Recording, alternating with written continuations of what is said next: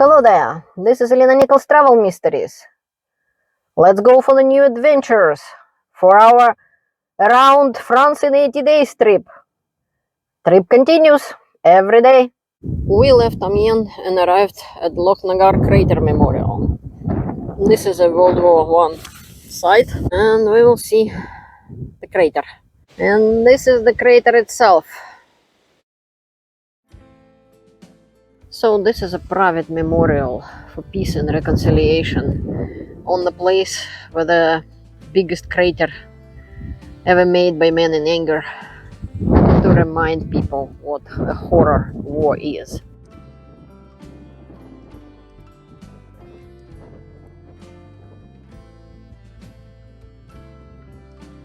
This is the map of the attack. Man, Lieutenant Cecil Arthur Lewis was a remarkable person, co-founder of both the BBC and ITV, renowned broadcaster, writer, mystic and an Oscar winner, and he was still flying at age 94. He once wrote, "You should live gloriously, generously, dangerously, safety last." He was 18 on July 1st, 1916, and he was in the battle. He wrote about this crater, how it is happened. The whole earth heaved and flashed, and tremendous and magnificent column rose up to the sky. There were an ear-splitting roar, drowning all the guns, flinging the machine sideways and repercussing like a scrap of paper in a gale. The earth column rose higher and higher at almost 4,000 feet. People had to dig tunnels with bare feet, digging by bayonets, taking out rocks and catching them so it didn't make any sound. Over 75% were casualties. The casualties of this war is awful. And this story is about like soldiers trying to rescue Lieutenant Colonel Louis Meredith Howard, and eventually on one of the events their grandsons met, and their sacrifice will be remembered. The stone was brought here from Scotland. The guide with English group just said that on these hills they were marching hundreds of soldiers, Northumberland Fusiliers and stuff, towards the machine gun fire of Germans, and they just wiped out 630 of them at night. In the night, they couldn't believe their eyes that so many of them coming towards them, and they just opened machine gun fire and killed them.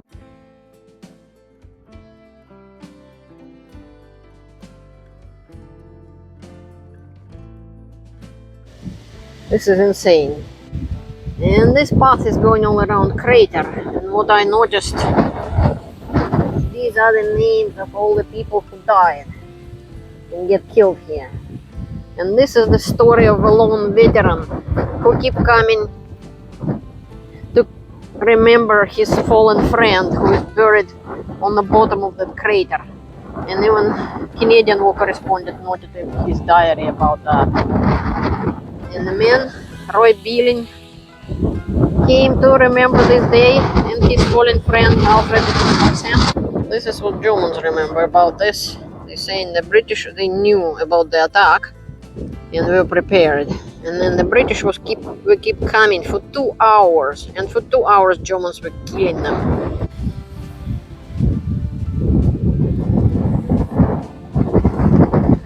This is dedicated to women who served in the war. Now this is the peaceful fields where the tractors are plowing.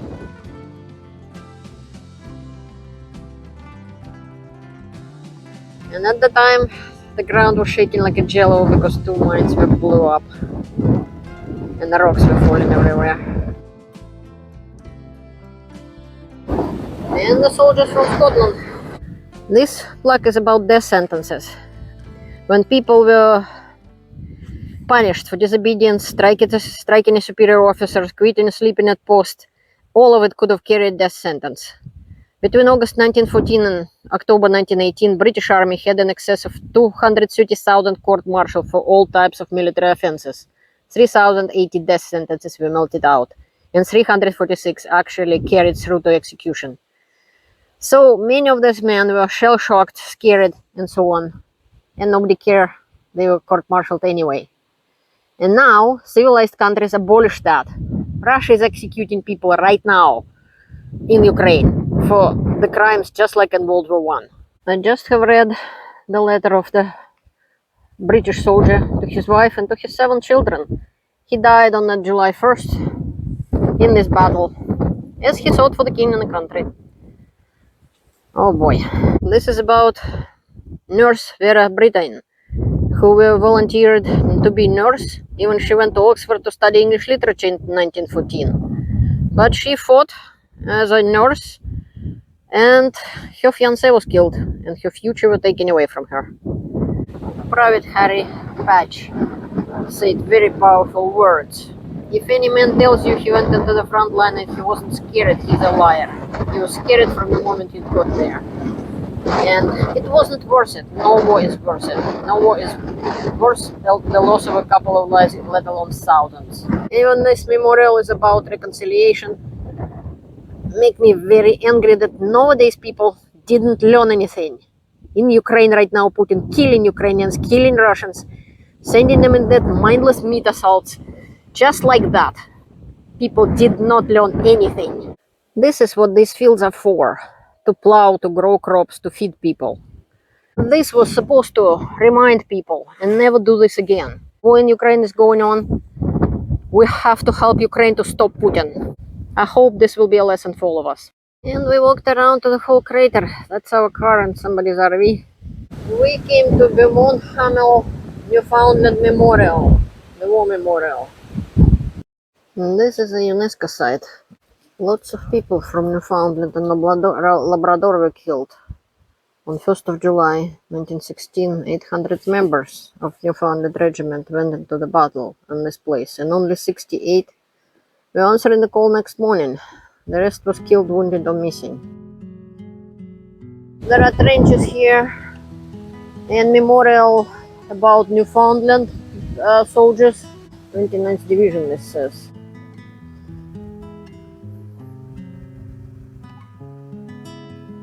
And we walked right in the trench.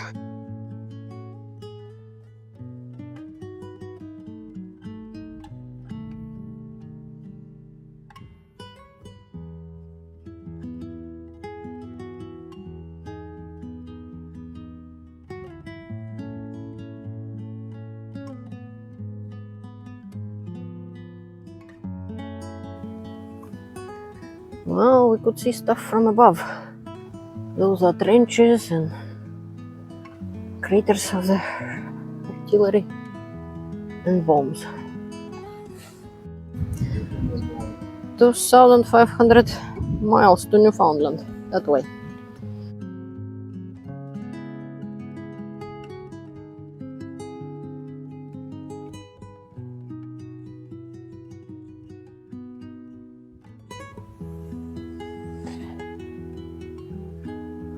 Just now we met very nice Canadian guide, lady and a boy. Father Thomas Nickell, chaplain of Royal Newfoundland Regiment, supervised this establishment of 16 cemeteries and 5 monuments around France. That's what they do with the fish in Newfoundland. So apparently from Newfoundland, who has only 242,000 people, many of them answered the call and 700 were wiped in a day. People of Newfoundland refused to join British authorities invited them to join Canadian regiment, but Newfoundland was a separate place and they decided to create their own battalion instead. These were the fronts in a bloody battle. The casualties were horrendous.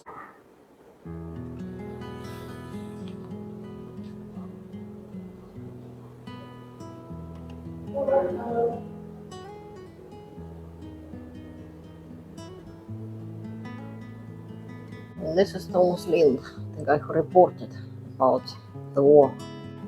And this is Private Richard's uniform.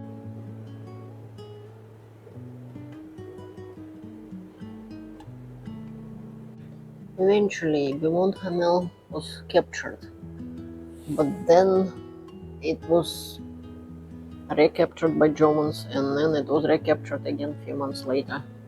What a slaughter.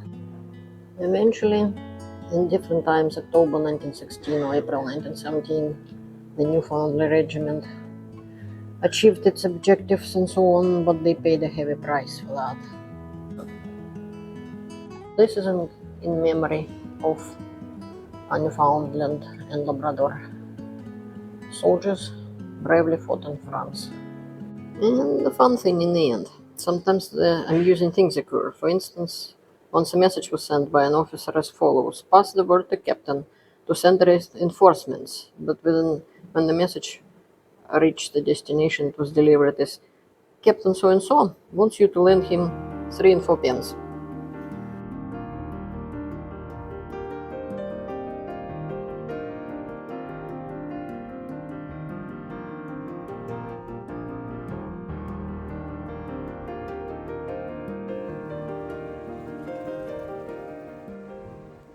We are at Canadian War Memorial at Vimy Ridge.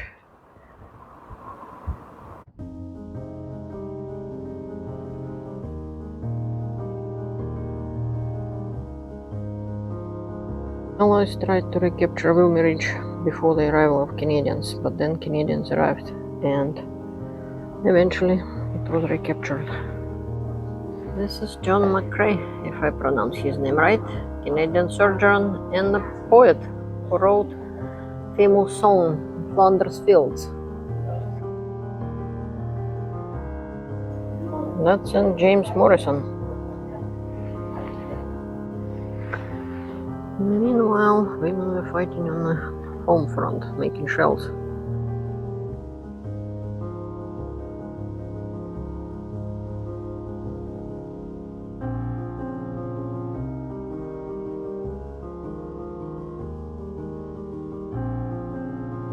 And this is Passchendaele. We are ready to enlist. After the First World War, Canada became forged as a country and also become part of the League of Nations, signed the League of Nations.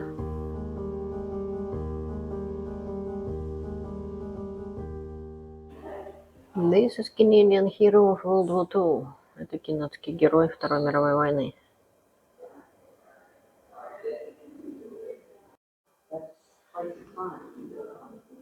Maintain peace.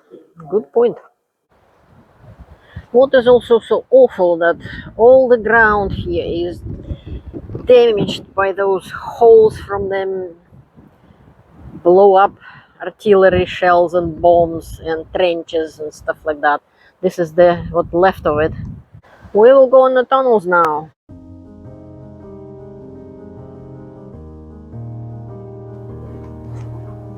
Some of the tunnels were built before Canadians arrived and some later. And there was a little railroad here. The railroad was going up to that tower I showed in the beginning.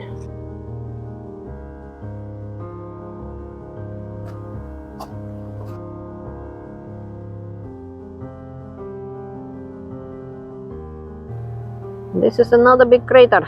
And over there far away where the ship are, there were Germans. That was a bloody battle. In one day, over 2,000 people, Canadians, were killed, dead.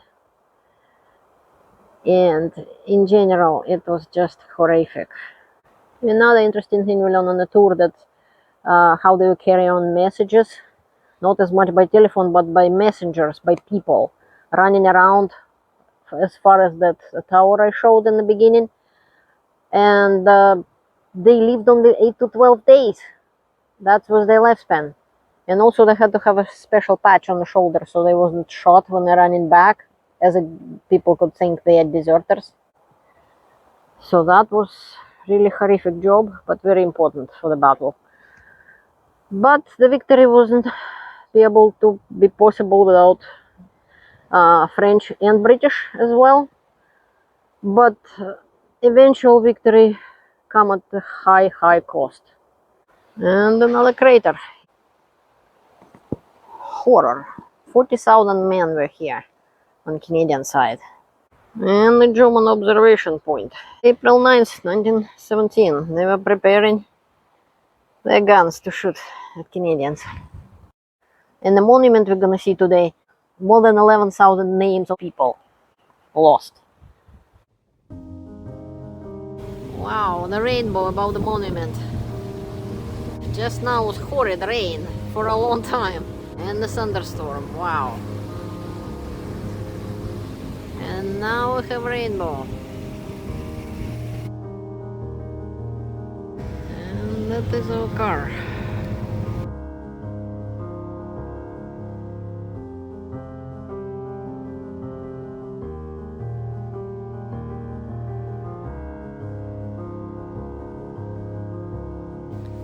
Over 11,000 names. Some of them people know the names, but they don't know, they didn't find the bodies. And this is the front of the monument.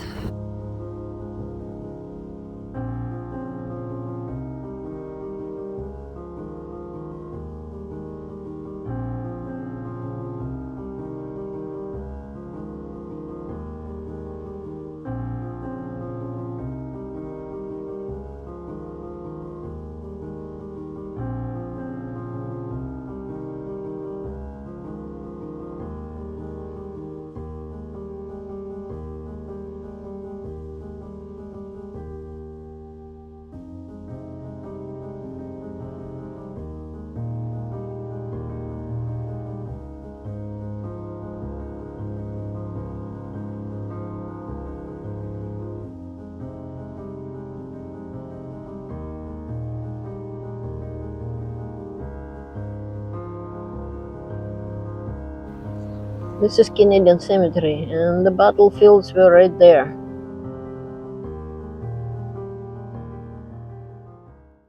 Thank you for watching!